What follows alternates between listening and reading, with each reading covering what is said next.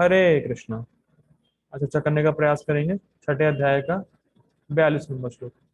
अथवा योगिनामेव कुले भवति धीमताम् एतद्धि दुर्लभतरं लोके जन्म यदीदृशम्। अथवा योगिनामेव कुले भवति धीमताम् एतद्धि दुर्लभतरं लोके जन्म यदीदृशम्। ओके सुबह, प्लीज रिपीट। अथवा योगिनामेव कुले भवति धीमताम् एतद्भि दुर्लभतरं लोके जन्म यदीदृशम्। हरे कृष्णा, थैंक यू माता जी। देखिए, अथवा, अथवा मतलब या, मतलब तो थोड़े समय तक योग किया, भक्ति किया, उसको स्वर्ग प्राप्त हुआ, उसके बाद नीचे गिरा, ब्राह्मण के घर में जन्म, जो पैसे वाला उसके घर में जन्म, या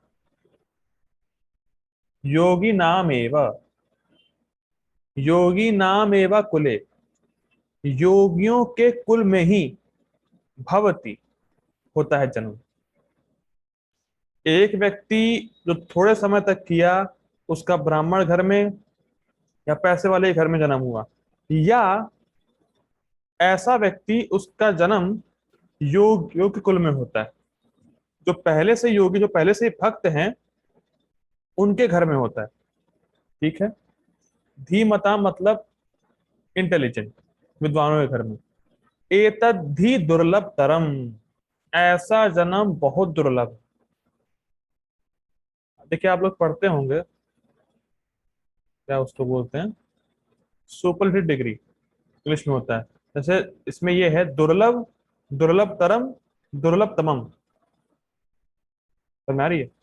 दुर्लभ मतलब कठिन है, दुर्लभ तरम थोड़ा और कठिन है, दुर्लभ तमम बहुत कठिन है। जैसे गुह्य, गुह्यतर, गुह्यतम थोड़ा कॉन्फिडेंशियल है, फिर मोर कॉन्फिडेंशियल है, फिर मोस्ट कॉन्फिडेंशियल है। तो उसी प्रकार से जो पहले वाला केस था, पिछला वाला श्लोक, उसमें जो जन्म मिला ब्राह्मण के घर में या पैसा वाले घर में, वो थोड़ा दुर्लभ है, कठिन है।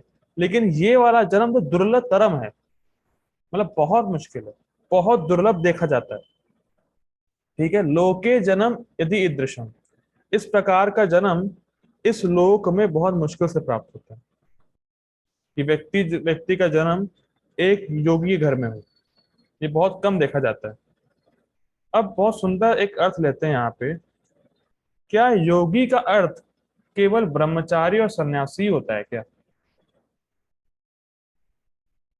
नहीं।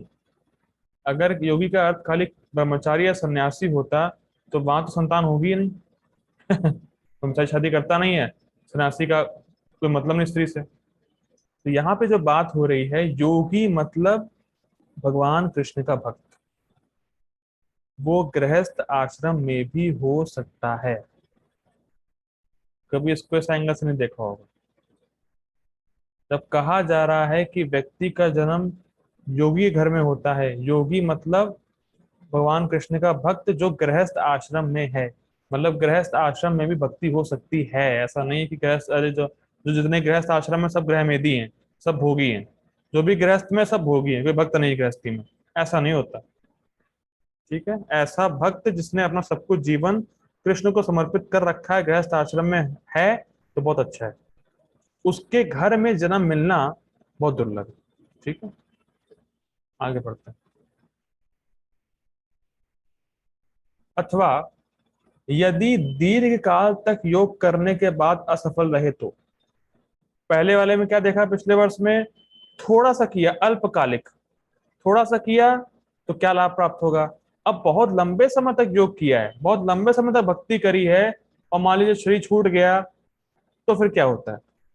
ठीक है। वह ऐसे योगियों के कुल में जन्म लेता है जो अति बुद्धिमान है। निश्चय ही इस संसार में ऐसा जन्म दुर्लभ है। ठीक है, स्पष्ट है।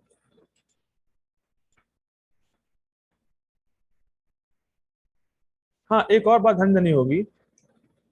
जिसने बहुत लंबे समय तक योग किया है, जरूरी नहीं है कि उसको स्वर्ग जाना पड़े। ध्यान दीजिएगा इस बात पे। जिसने थोड़े समय तक भक्ति की है वो स्वर्ग जाएगा, ठीक। लेकिन जो बहुत लंबे समय तक भक्ति किया है उसके केस में जरूरी नहीं है कि वो स्वर्ग जाए। हो सकता है तुरंत ही किसी भक्त के घर में जन्म मिल जाए, ठीक। और वहां से वो तुरंत भक्ति शुरू कर दे अपनी, समय वेस्ट नहीं हो उसका, ठीक है। देखिए पढ़ते हैं गीता भूषण टीका। यह श्लोक वर्णन करता है उस योगी का जो बहुत लंबे समय के अभ्यास के बाद करता है, ठीक। वह योग के शिक्षकों के घर में जन्म लेता है अथवा उस परिवार में जन्म लेता है जो योग का अभ्यास करते हैं, ठीक है। देखिए बहुत सुंदर बात है। अगर ब्राह्मण या पैसे वाले के यहाँ जन्म मिले तो जरूरी नहीं है कि भक्ति का सराउंडिंग मिले या वो लोग शुद्ध भक्त हों। कैच कर पा रहे हैं पॉइंट? लेकिन यहाँ पे व्यक्ति का जन्म उस घर में होता है जहां शुद्ध भक्त होते ही हैं। जैसे मान लीजिए कृष्ण कृपा से मेरा जन्म ब्राह्मण परिवार में हुआ, मैंने बचपन से ही प्याज लहसुन नहीं खाया, और मतलब बचपन से ही बहुत सारा सही सही रहा मामला मेरा। लेकिन फिर भी मेरे घर में ये नहीं कृष्ण भक्ति करनी। ध्यान दीजिएगा, मेरा परिवार मैं सॉरी मेरा जन्म ब्राह्मण परिवार में हुआ, सब ब्राह्मण ही है मेरे घर में, ठीक है। कभी प्याज लहसुन नहीं खाया, कभी जो नॉनवेज वगैरह कभी छुआ भी नहीं, सब अच्छा है, ठीक है। लेकिन ऐसा कभी किसी ने नहीं कहा कृष्ण ही भगवान है, कृष्ण की ही भक्ति करना परम जीवन का उद्देश्य है, ऐसा कभी किसी ने नहीं कहा। समझ में आ रही है? तो हो सकता है व्यक्ति ब्राह्मण परिवार में जन्म ले लेकिन वहां पे भक्त हो, कृष्ण भक्त, ये पॉसिबिलिटी नहीं है। समझ में आ रही है बात? मेरा जो घर है ब्राह्मण परिवार का घर है, लेकिन फिर भी वहां पे भक्ति नहीं होती, कृष्ण भक्ति, ठीक। तो जरूरी नहीं है कि जो जिस व्यक्ति ने ब्राह्मण परिवार में जन्म लिया है या पैसे वाले के यहाँ जन्म लिया है तो वहां कृष्ण भक्त हो, लेकिन भक्ति की सुविधा मिल सकती है उसको, सराउंडिंग नहीं।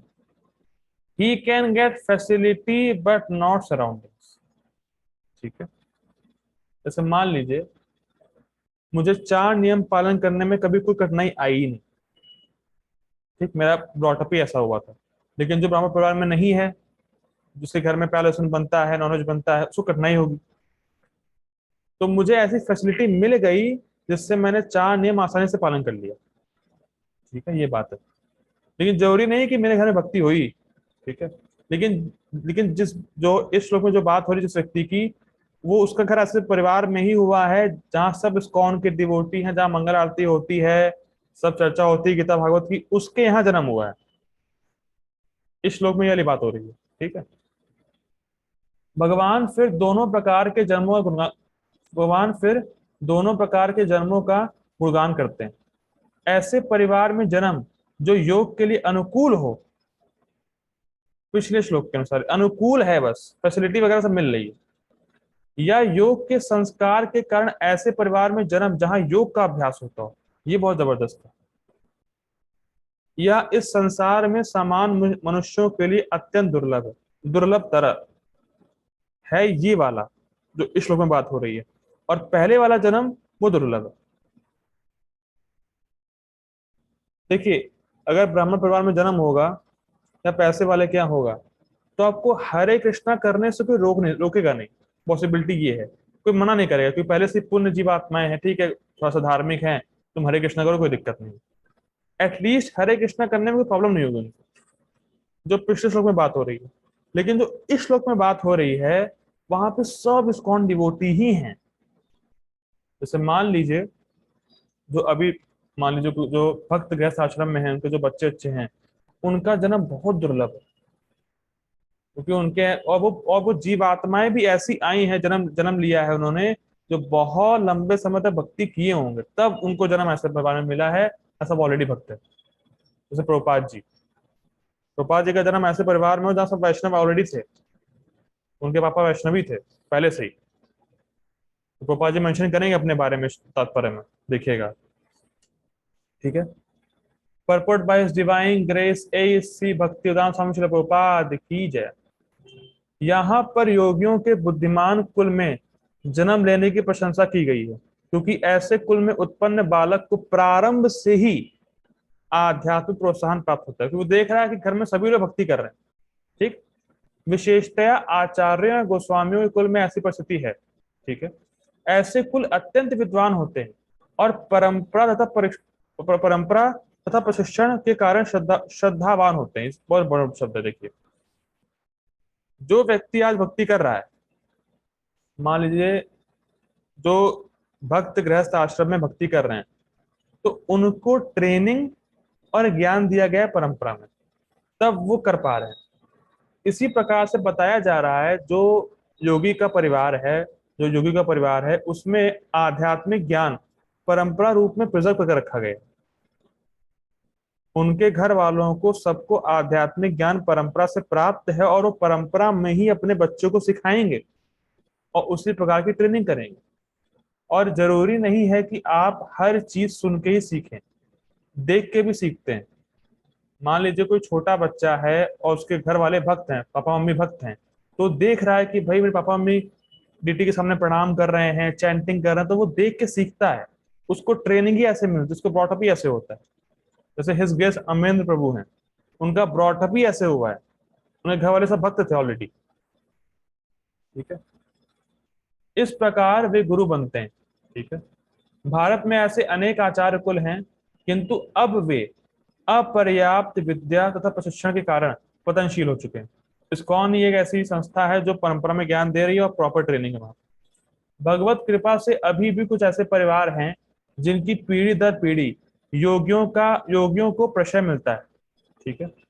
ऐसे परिवारों में जन्म लेना सचमुच ही अत्यंत सौभाग्य की बात है और बहुत दुर्लभ है। सौभाग्यवश हमारे गुरु विष्णुपाद श्री श्रीमद भक्ति सिद्धांत सरस्वती गोस्वामी महाराज को तथा स्वयं हमें मतलब प्रभुपाद जी भी ऐसे परिवारों में जन्म लेने का अवसर प्राप्त हुआ। हम दोनों को बचपन से ही भगवत भक्ति करने का प्रशिक्षण दिया गया, बाद में दिव्य व्यवस्था के अनुसार हमारी भेंट हुई। देखिए, बहुत ध्यान दीजिए बात।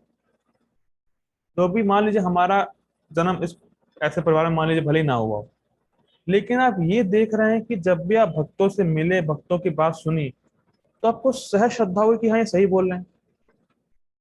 क्या अपने जीवन में देख पाए कोई भक्त मान लीजिए मिला आपसे और आपसे कहा कि आप शरीर नहीं आत्मा है, तुरंत ही श्रद्धा हुई कि हाँ सही बोल रहे हैं? क्या सबका ऐसा अनुभव है? से यस और नो। जैसे ही भक्त ने बोला कि देखो भक्ति करना अच्छा है, आप शरीर नहीं आत्मा है, तुरंत आप स्वीकार कर लिया हाँ सही बोल रहे हैं। और कुछ लोगों को ये स्वीकार करने में भी कठिनाई आती है। क्यों? क्योंकि भक्ति का संस्कार नहीं है पहले, तो वैसी श्रद्धा नहीं बन पाती। तो और ये भगवान की व्यवस्था रहती है, भगवान की अरेंजमेंट रहती है कि अगर किसी ने पहले भक्ति कर रखी है तो किसी ना किसी प्रकार से कहीं ना कहीं भक्तों से भेंट करा देते हैं वो। ये भगवान की जिम्मे है कि इस व्यक्ति ने भक्ति करी थी तो अब इनको भक्तों का संग मुझे कराना ही है। ठीक है। ऐसा करता हूं मैं, मीटिंग एंड करता हूं। So kindly request all of you to join again for next verse. Hare Krishna.